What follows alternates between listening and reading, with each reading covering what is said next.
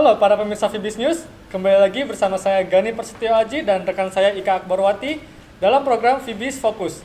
Dalam Fibis Fokus kita kali ini akan membahas mengenai penanaman modal di Indonesia yang berfokus kepada penanaman modal asing yang direalisasikan pada kuartal kedua di tahun 2012 ini.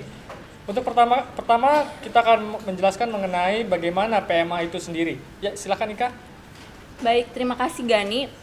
Untuk penanaman modal di Indonesia pada kuartal kedua tahun 2012 saat ini tampak mengalami kenaikan yang cukup signifikan dan cukup mengesankan dibandingkan dengan realisasi yang terjadi pada kuartal kedua tahun 2011 yang lalu.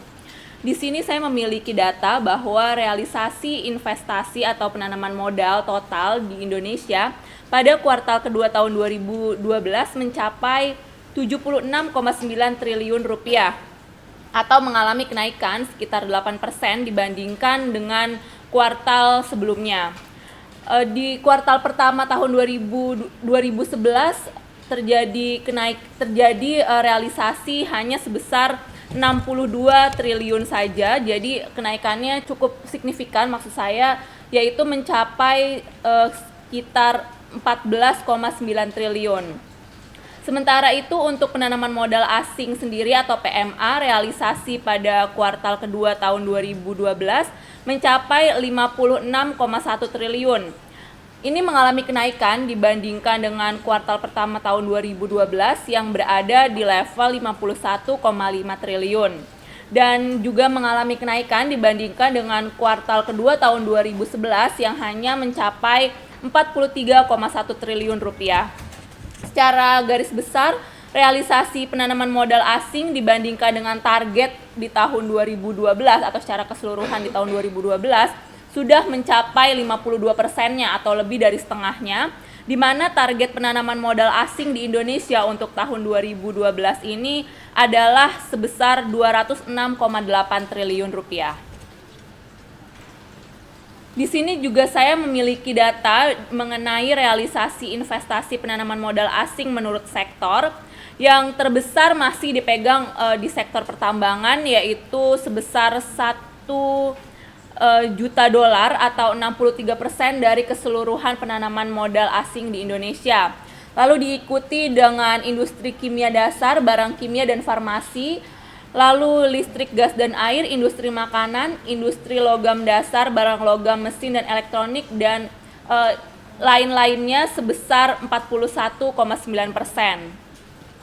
Lalu apabila kita melihat realisasi investasi penanaman modal asing menurut negara asal, ternyata dari Singapura memegang peranan terbesar dengan menanam modal asing di Indonesia, yaitu sebesar 13,3%. Diikuti oleh Amerika Serikat sebesar 11%, Australia sebesar 9%, Jepang sebesar 8%, Korea Selatan sebesar 7,9%, dan negara-negara lain sebesar 50,8%.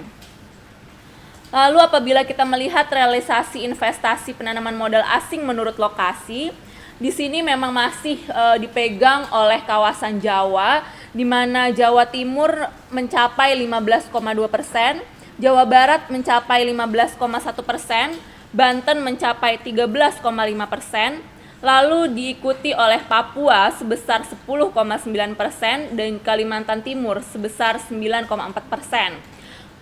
Provinsi-provinsi lain di Indonesia mencapai 35,9%, yang tentunya saat masing-masing cukup kecil sehingga tidak bisa di breakdown secara lebih lanjut.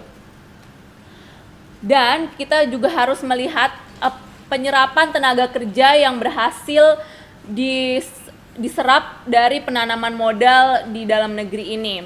Jika kita membicarakan mengenai penanaman modal di Indonesia, tentunya kita harus melihat bagaimana dampaknya terhadap penyerapan tenaga kerja di dalam negeri sendiri. Di sini saya memiliki data bahwa pada kuartal kedua tahun 2012 ini, total tenaga kerja yang berhasil diserap oleh penanaman modal Indonesia baik asing maupun domestik mencapai 351.513 orang.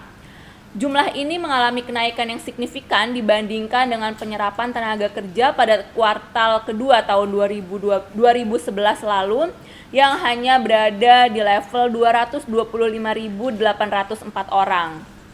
Sementara itu, khusus untuk penanaman modal asing sendiri, pada kuartal kedua 2012 mencapai penyerapan tenaga kerja sebanyak 209.888 orang atau mengalami kenaikan yang cukup signifikan dibandingkan penyerapan tenaga kerja yang terjadi pada kuartal kedua tahun 2011, yaitu sejumlah 134.271 orang. Demikian adalah figur ataupun review dari bagaimana kondisi penanaman modal di Indonesia, terutama fokusnya adalah penanaman modal asing, dan juga bagaimana dampaknya terhadap penyerapan tenaga kerja di Indonesia. Lalu kita akan langsung melihat bagaimana sebenarnya dampaknya ke bursa saham dari penyerapan atau penanaman modal di dalam negeri ini di Indonesia sendiri, yang akan dijelaskan oleh rekan saya Ganis. Silakan Ganis. Ya, terima kasih Ika.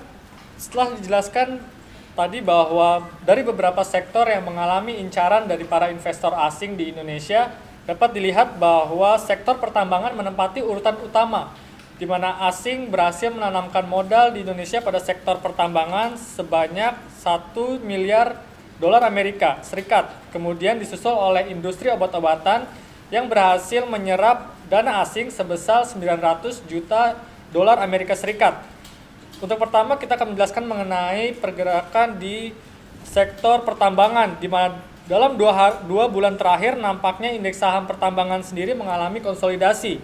Besarnya dana asing yang masuk pada kuartal kedua nampaknya mampu menahan laju penurunan indeks yang sangat tajam pada beberapa bulan terakhir.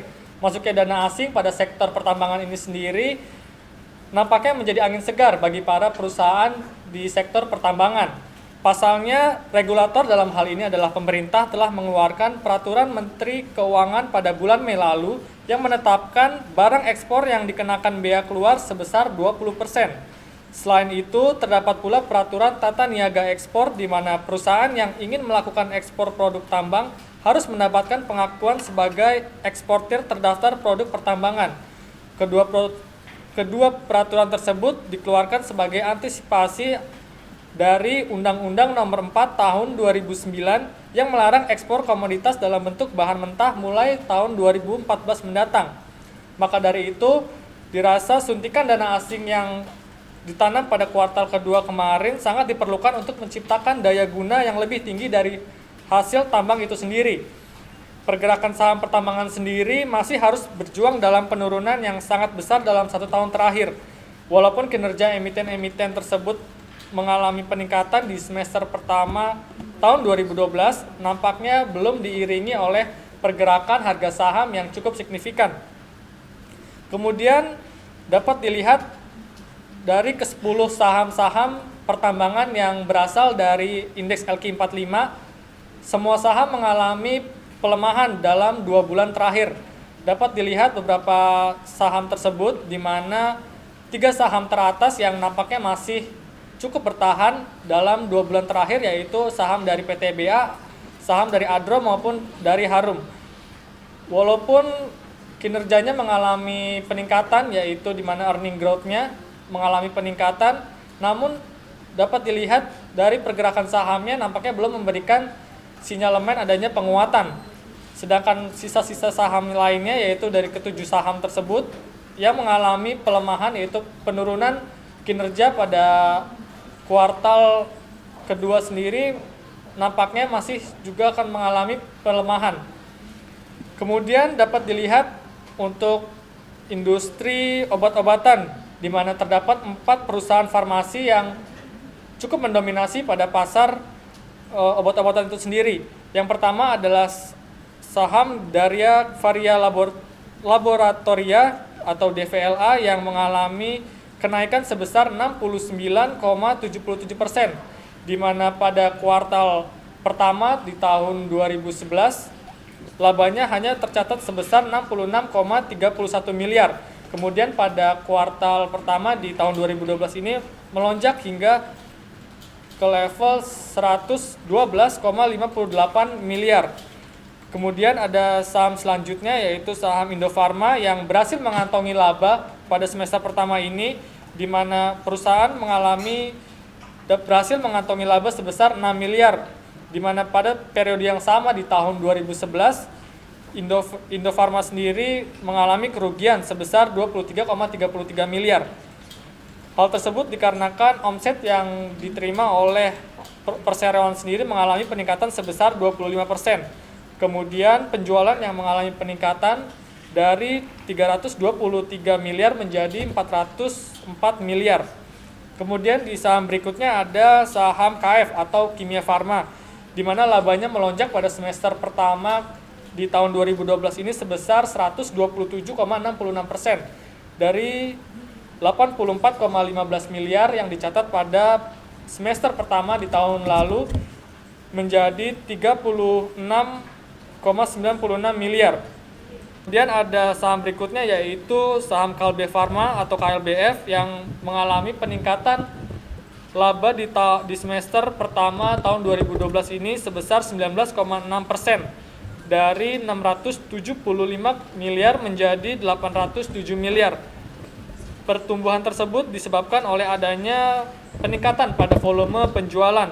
Kemudian kondisi pasar yang cukup kondusif meningkatkan volume penjualan yang meningkat sebesar 26,2% menjadi 6,24 triliun. Ya, demikian adalah penjelasan mengenai pergerakan saham-saham dari sektor yang terpengaruh oleh dana asing pada kuartal kedua di tahun 2012 ini. Ya, bagaimana dengan gambaran untuk Indonesia sendiri? Baik, jika kita lihat baik secara real penanaman modal asing maupun di bursa saham, jadi saham-saham yang berkaitan dengan penanaman modal tersebut, tampaknya untuk potensi kedepannya masih cukup baik, terutama karena memang Indonesia saat ini sedang giat melakukan pembenahan infrastruktur di dalam negeri yang diperkirakan akan mampu kembali memancing para investor asing untuk menanamkan modalnya di Indonesia. Demikian adalah pemaparan mengenai kondisi dari penanaman modal di Indonesia yang berfokus kepada penanaman modal asing, juga bagaimana dampaknya ke bursa saham. Sampai jumpa lain kali pada Fibis Fokus bersama saya Ika Akbarwati dan rekan saya Gani Prastyo Aji. Semoga bermanfaat dan salam Fibis.